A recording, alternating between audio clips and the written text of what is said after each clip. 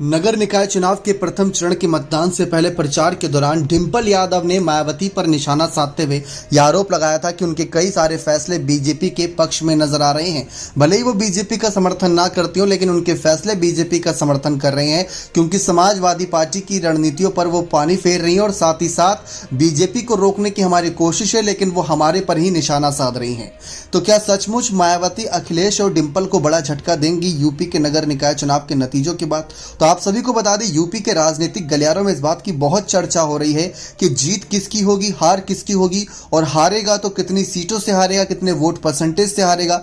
लेकिन डिंपल अखिलेश को इस बात का डर है, जो उनका एम फैक्टर है उसमें कहीं सिर्फ वाई ना रह जाए, क्योंकि एम फैक्टर के लिए मुस्लिम नेताओं को ज्यादा से ज्यादा इस बार टिकट दिया बहुजन समाज पार्टी ने, यानी मायावती ने।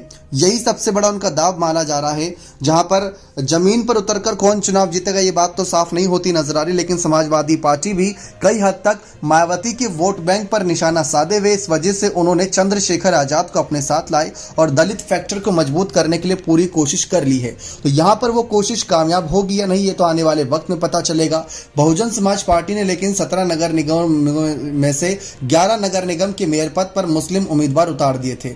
डिंपल यादव भी ये बात अच्छी तरीके से जानती हैं कि एम फैक्टर कितना मजबूत रहने वाला उत्तर प्रदेश जैसी बड़ी सियासी सत्ता में। वाई फैक्टर अखिलेश के साथ नजर आता ही है कई मोर्चों पर, साथ ही साथ दलित फैक्टर के लिए उन्होंने चंद्रशेखर आजाद का साथ लिया। लेकिन जिस तरीके से यहाँ पर डिंपल यादव से पहले समाजवादी पार्टी के अध्यक्ष अखिलेश यादव ने बहुजन समाज पार्टी पर करारा हमला बोलते हुए कहा कि सुप्रीमो मायावती पर निशाना साधा और कहा चुनाव में हमें बसपा से सावधान रहना होगा। उन्होंने कहा भाजपा के लोग नफरत फैलाने, हिंदू मुस्लिम और समाज को लड़ाने की राजनीति कर रहे हैं। और सहारनपुर में रोड शो में चुनावी सभा के दौरान उन्होंने मायावती को निशाने पर लिया।